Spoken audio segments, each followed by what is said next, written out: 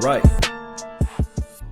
All right, man. Thank you, everybody, for tuning in. This is crazy in a sense, but we all know that Ryan, he looks like he's trash out there. And then on top of that, the Atlanta Falcons just blew all the opportunities that they had. Passing the interception in the end zone and also just missing wide open targets. It's just crazy. But Julio, I was saying this earlier, that anybody who had like quote unquote fantasy wise, Julio won, but overall, collectively, fantasy don't win you championships. Fantasy football don't win you championships or games. So I mean, it can be one of those things where you can say to yourself, oh, okay, let me get my screen together. You can say to yourself, well, the Eagles won or what have you. But the game was sloppy. The game wasn't nothing that you can just really go home to and say, okay, but a win is a win is a win is a win. And especially in the NFC East, all these games are so compressed that every game count. So shout out to the Eagles. Y'all won. Hey, salute to you guys. Y'all won. But, you still have to have in your mind, although it's the first game and everything looks sloppy, I mean, blessed that the Atlanta Falcons are sloppy, Matt Ryan is trash. That's from Produced by Germ. Yeah. That's an understatement. They beyond trash, man. It's just Matt Ryan, it wasn't able to capitalize on the opportunities, and it looks like you could score on them. It didn't look like it was one of those games. Now, I must say the Philadelphia Eagles front four still looks stout, looks good out there. Add in Haloti Ngata, add in Flexikachi. You put those guys together into the inside, and then you have the guys coming off the edge like the Burnett of the world and the other guy flying out to the ball, Graham. Hey, that's a nice little front four package right there. They got the meat inside and they got the flexible guys on the outside, and then you got the veteran guy like a Chris Long of the world coming around, and the game could have went either way. If Atlanta would have capitalized on their issues, they would have had more touchdowns. Or if the Eagles would have capitalized on their, like with the fumble, Matt Ryan holding on to the ball forever in dear life, and everybody that's out there talking about, Dak Prescott, come on, Ryan, right now. Come on. You can't tell me that Matt Ryan, as long as he's been in the NFL, and he can't go through his progression, and he's only looking at one side of the field. You had number 12 wide open. And then on top of that, you had some of your tight ends that was wide open. Some of those plays that he could have made, but he was just focused on one side of the field, looking at number 11, looking at number 11. So what will people fail to realize at the end of the year, they look at the collective numbers of the stats and they say, well, Julio Jones' stats is this, and he's not the reason why they lost the game, but blase. You can look at those stats and say, okay, 9 receptions for 10 receptions for 170 yards, 162 yards, however, but people love stats. Nobody care about football no more. And then on top of that, if you look at it collectively too as well, as far as the Eagles coaching staff versus the Atlanta Falcons coaching staff, the Eagles coaching staff was a whole lot better. They just capitalized so much better as it relates to like playing opportunities and also as well as just coaching, the coaching aspect of the defense and understanding what's needed to be done, especially during the rotations at time. Now, the war of attrition did struck upon the Atlanta Falcons, and we saw that their backups didn't look sharp and didn't look poised. And what happened was the Eagles, they capitalized on it, and then they took chances. I like the fact that the Eagles, and I hate to say this, but I do have to say this, I like the fact that they went for 2 points. That put the pressure and the onus back on the Atlanta Falcons. Then I like the fact that they did do a little trickery play when they was not able to move the ball. We saw how stagnant the offense looked, so they said, okay, we're going to do an end around and we're going to have that person who catches the ball, because they line up as an empty formation, like a empty slot formation, and had the actual guy to pass the ball to the quarterback. That play changes the momentum. and it kind of is sort of like a college game in a sense. You guys agree? It was kind of like a college game.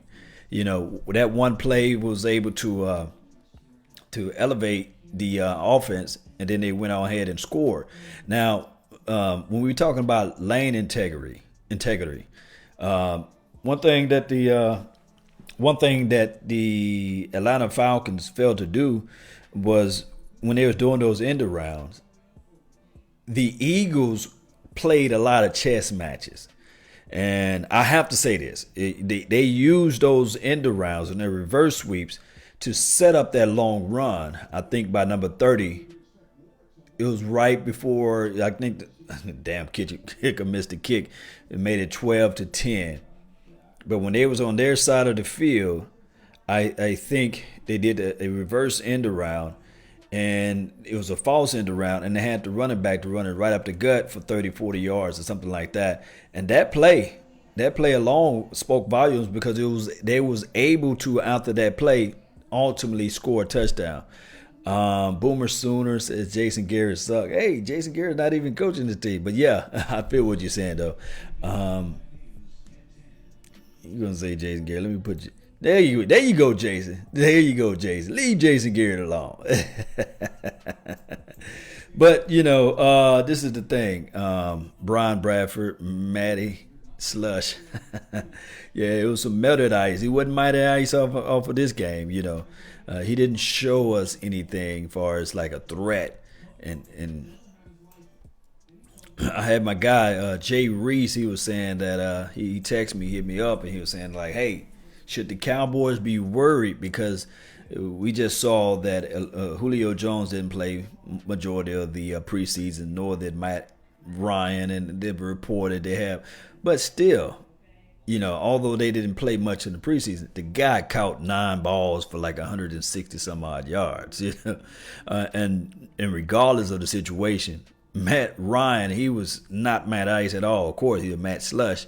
But preseason or not, the guy was missing his targets. He didn't have no consistency with his passing, his throw mechanics, his feeling of the pressure while he was inside the pocket. And you got to understand, too, as well, when you're playing against the Philadelphia Eagles, you got to know that you got to get the ball out quick. That's just the bottom line of it. And you have to set some type of identity with your team, whether it be coaches saying, okay, we're going to run this ball. 26 penalties. Yes, there was a lot of penalties out there.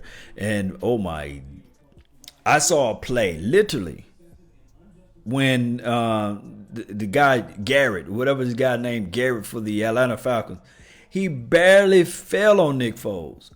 And then they called a flag. And then on the last quarter, like through the last drive, I actually seen Chris Long put all of his shoulder weight on Matt Ryan, and everybody was just sitting there like, okay.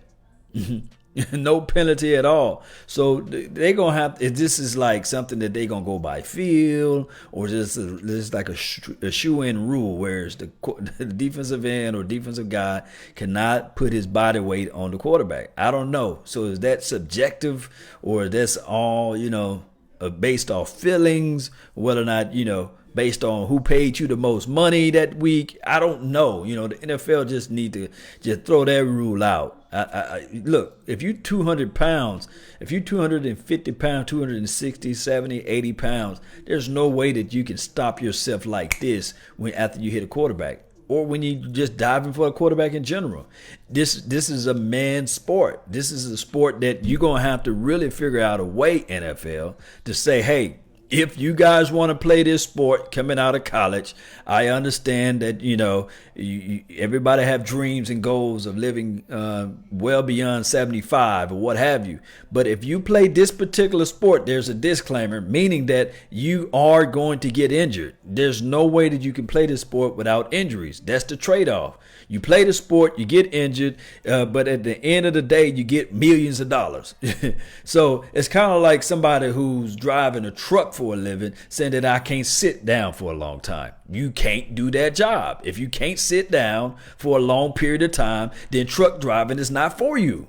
It's weird to me how the NFL just don't know how to explain to these millionaires to say, okay, if you want to play this particular sport, You going to get injured. That's the bottom line. CTE, whatever. This is the risk that you take in order to make millions. Now, granted, we're going to try to do the best that we can do to make you play the sport healthy-wise, but at the end of the day, just like a truck driver, he can't go into the 18-wheeler school and say, okay, well, hey, I want to drive trucks, but I can't sit down for a long time. Can you create a truck so I can drive standing up? And they're going to say, well, this job is just not for you. I don't know why, for the life of me, it's just so crazy that the NFL trying to fold to the fans and also try to fold to the it's just not football no more. You might as well just play two-hand touch and say, okay, we now have new rules. If the defensive guy is able to put two hands on you, you're automatically down. At least just give us that. But it's weird. I saw when the official, he was trying to call face mask. He was doing the holding symbol. I mean, come on now. If that was Dak or Cam, that wouldn't have been called. This is from Brian Bradford. Yeah, I seen Dak and Cam get hit all across the face. Face mask been pulled all the way around, and no face mask or no late penalty. Shout out to the truck drivers, though. Shout out to them. Salute to the truck drivers, because especially that's not an easy job to do. To drive, from Mississippi all the way to Alaska. And regardless, I seen somebody say that, hey, from Mississippi to Alaska, they're gonna pay me $3,280 just to make that run, and I'm like, shout out to you, man. Go make that paper. Your boy ain't gonna be doing it. Yeah, Cabrillo, it was a horrible game. But I can hear the people already now saying fly, Eagles fly, But, for the life of me, shout out to James Smith. Shout out to Keegan. Thank you for tuning in, too, as well, on the Facebook panel Elite. Thank y'all for tuning in. I wish I had a way where I could show you all comments and things like that, but I don't have a way. But Kerry Teagle, thank you for tuning in, too, as well.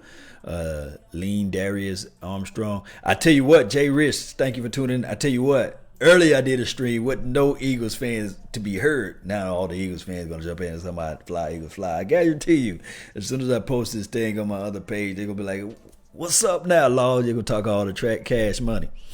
But where were you during the game? That's what matters. It is what it is.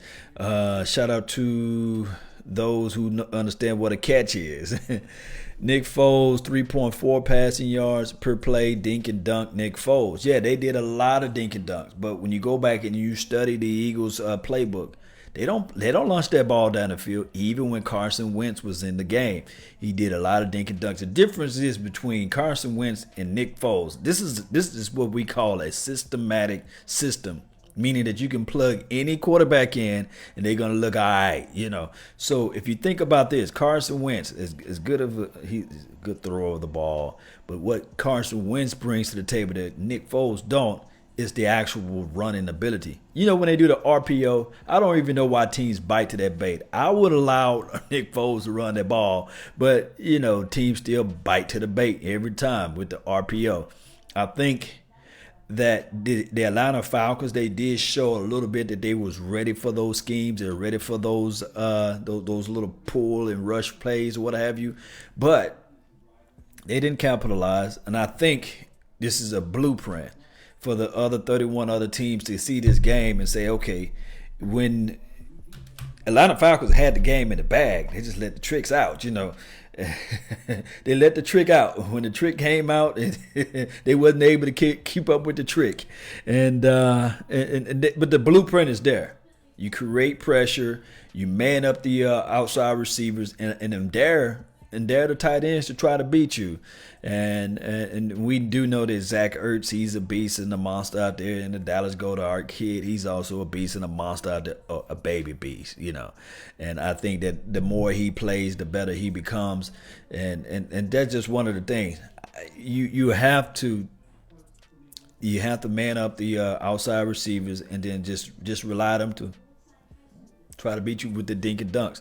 Jay Ajayi had a really good game. Yeah, Russell, they did. Jay Ajayi had a wonderful game. He was one of those guys that that acquisition when they picked him up for peanuts, that was a damn good steal. I must admit. Ertz couldn't catch a cold tonight though. David B. Yeah, the last time he had a drop pass, I'll listen to the stats. The last time he had a drop pass was 2016. So, I mean, first game, getting the little juice out of him, maybe that's the scenario.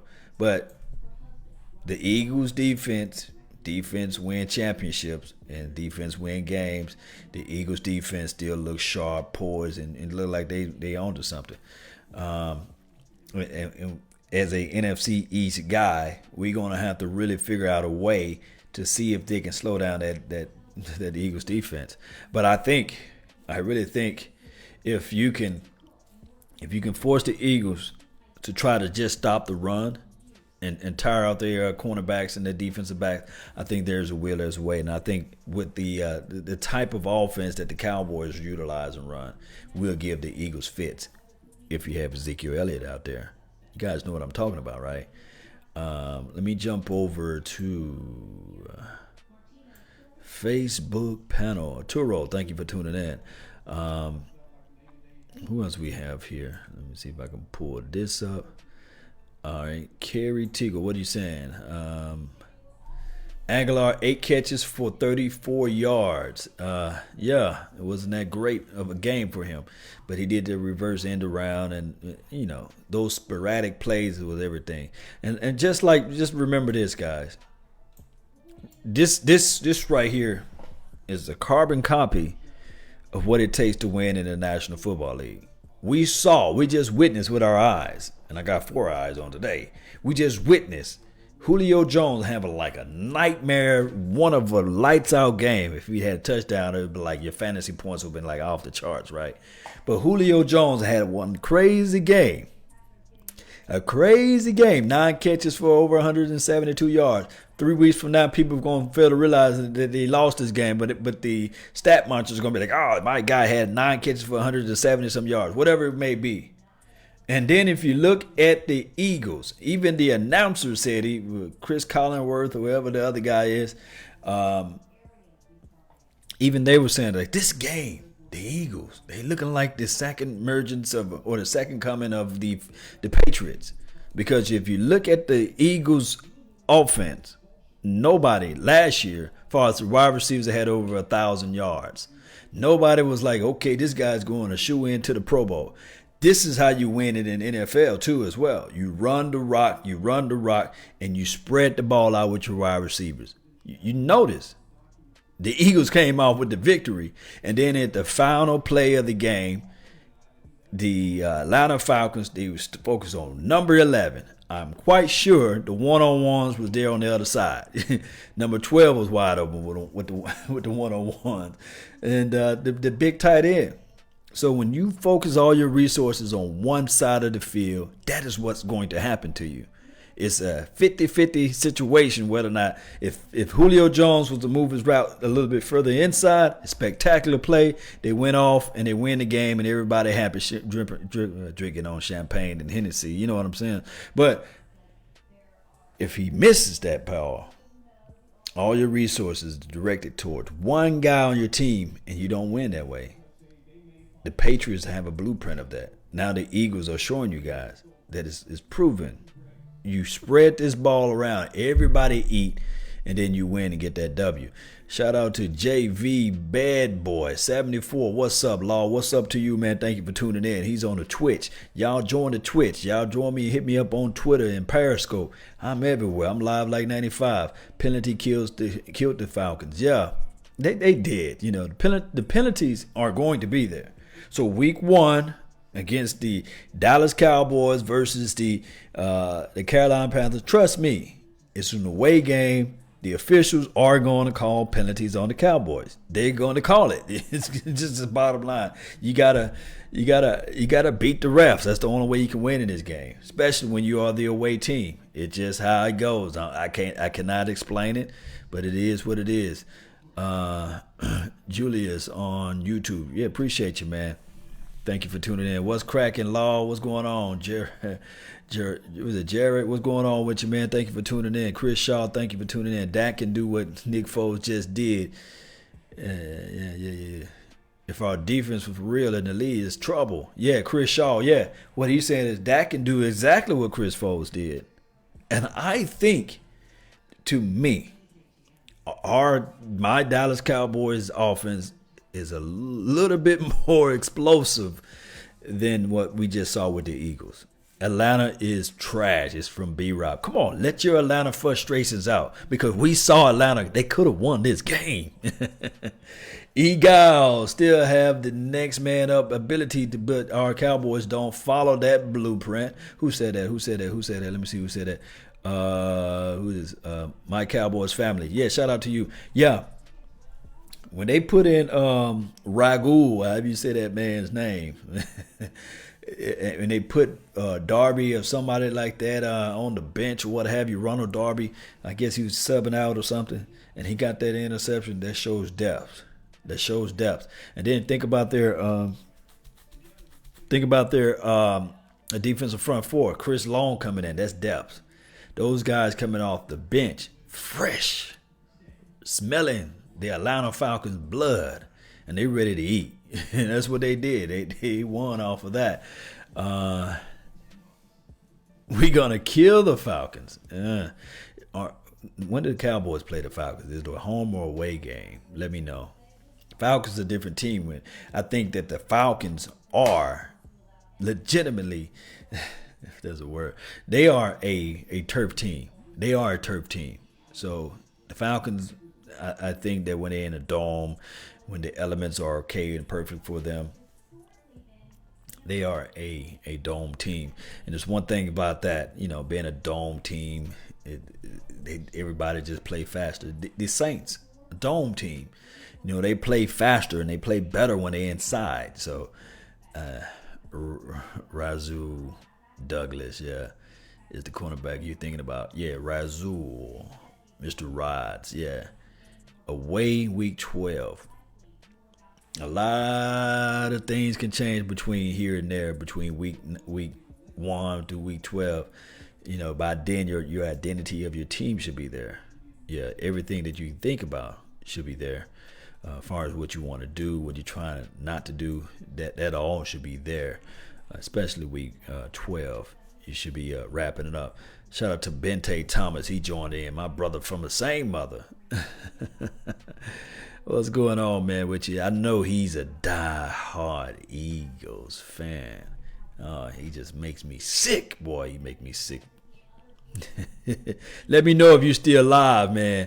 We won without our big plays. Alshon Jeffries were hurt, and Ertz, whatever he says, man, Ertz.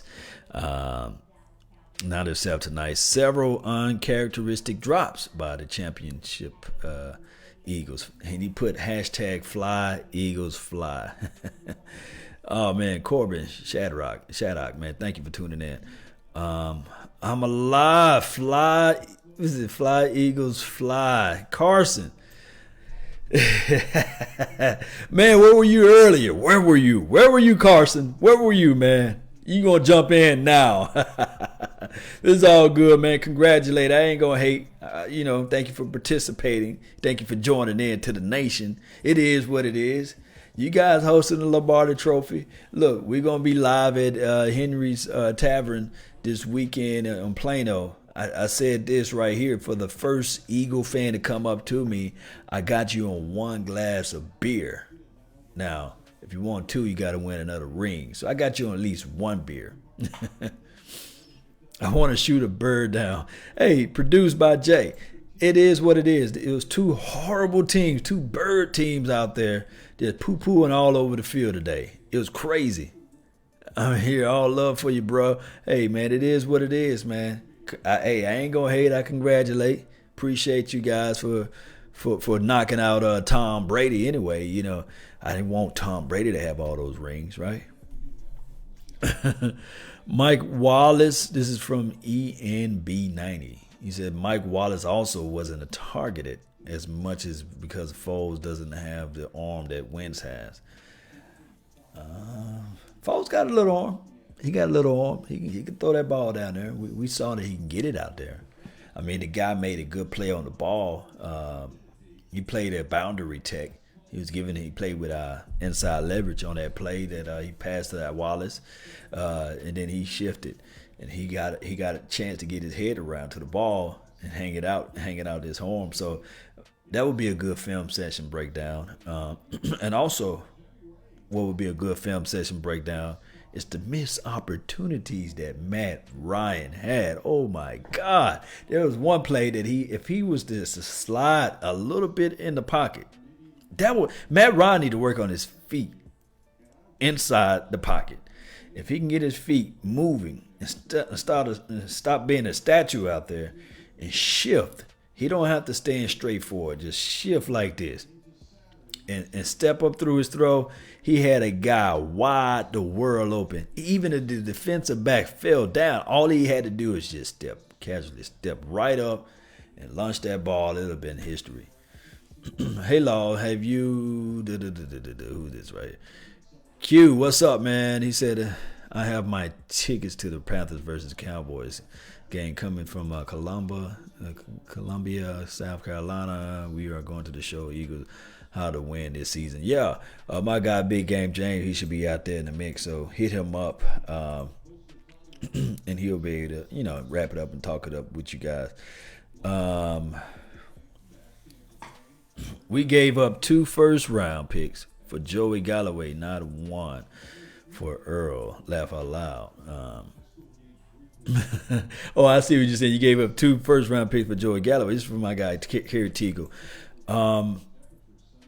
It was one of those things, man, whereas you really, to be honest to you, man, you might want to just stick to what we got, I understand that everybody is in love with the possibilities of having Earl.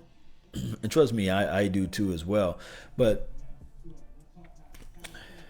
I don't know, man. It's one of those things where it's, I can't explain it.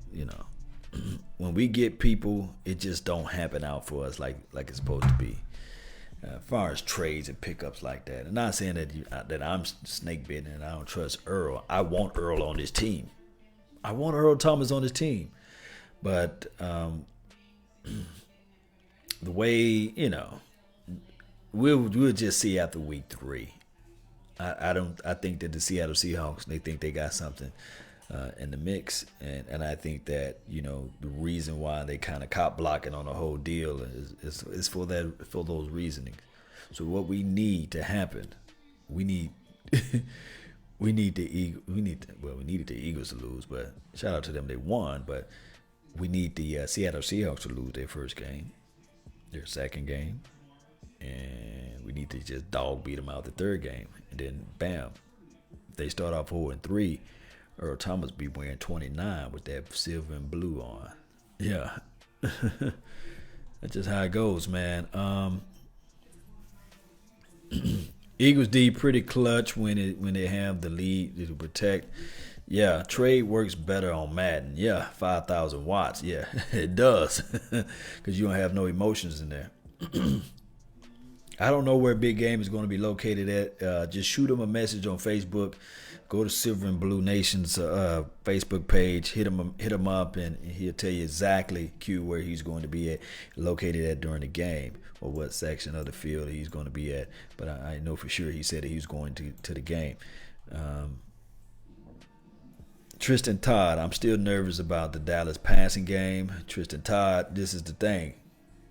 And my guy Jay Reese said the same thing. He hit me up and he was saying like, hey, if you look at the Atlanta Falcons passing game, it looks lethargic. Looks like they don't know where they're running the routes at.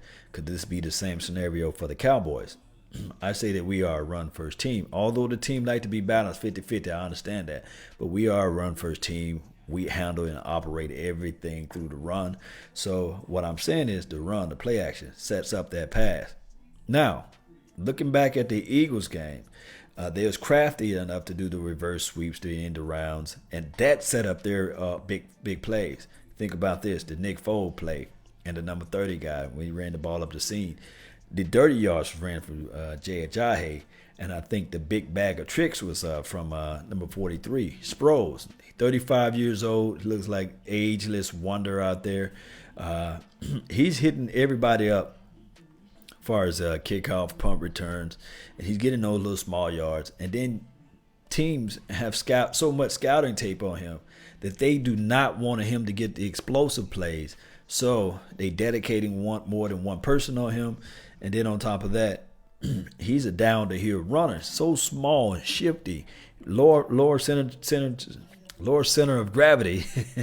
And he's hard to get down. So on that third and he had like a 3rd and 2 play. It was a 3rd and 2, 3rd and 1 or something like that.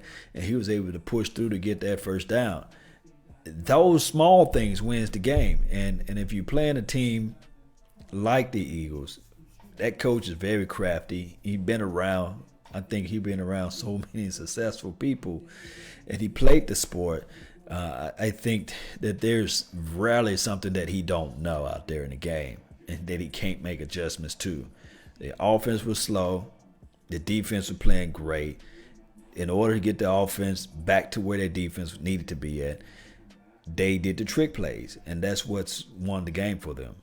And then if you think about the depth purposes, they got Sidney Jones, Ronald Darby on the defense side. Then they have Razul Douglas. And then they had the McLean or McLeod. I think that's the safety's name. Jenkins was there in the mix too as well. I mean, they got some people out there that can really fly out to the ball in the secondary as far as depth-wise.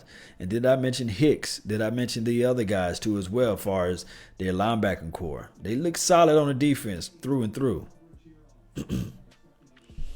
Falcons had no running game at all. Yet, this is the thing, Brian Bradford. I think that they did have the running game, but they didn't establish the running game.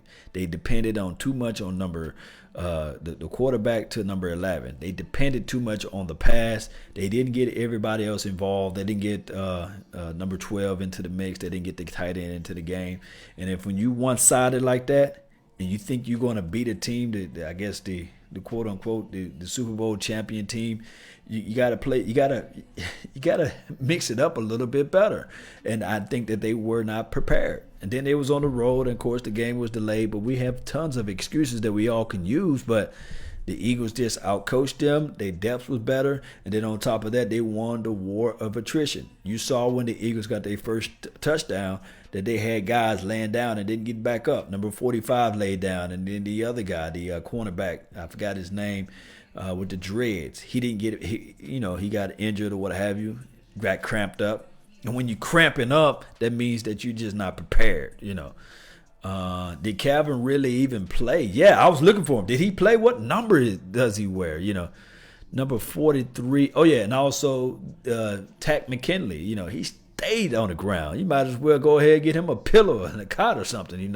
He stayed out there in the game. What number do Calvin Ridley wear?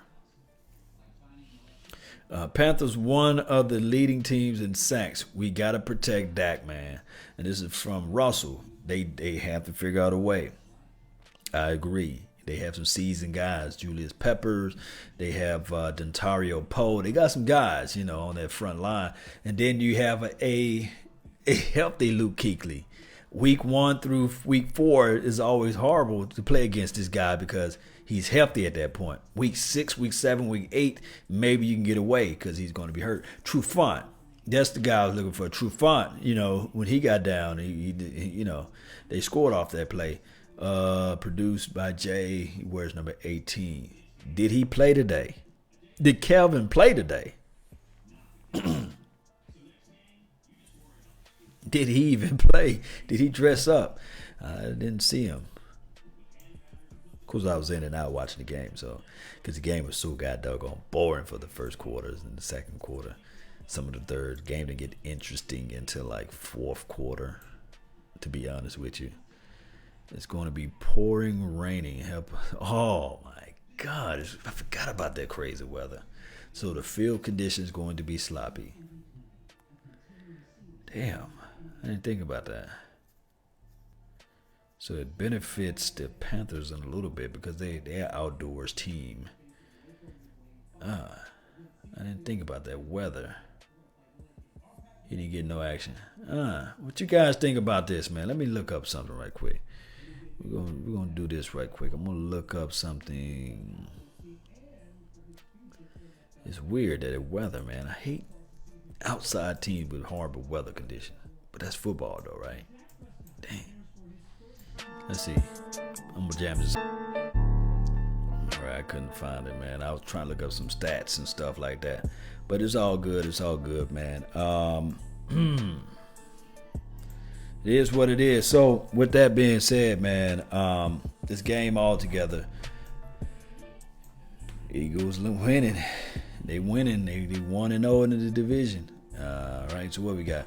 Wentz can rest because of the Eagles plays bombs weeks 2, 3, and 4. This is from Young Money. What's good, man? Hot boys breaking the block. This Cam wear shoes with no socks. Yeah. Okay. That's a rap game. Okay. Hot boys busting the block with Cam wearing shoes with no socks. Yeah, I feel you, man. And bars right there. Yeah, that's what I'm talking about. Yes, indeed. Who y'all throwing the ball to? Dez, Dak can't throw the deep ball. This is from Fly Eagles Fly. According to what we saw last night, we didn't see Nick Foles throw that ball down the field. 2 targets for receiving, 0 receptions for Ridley. Oh.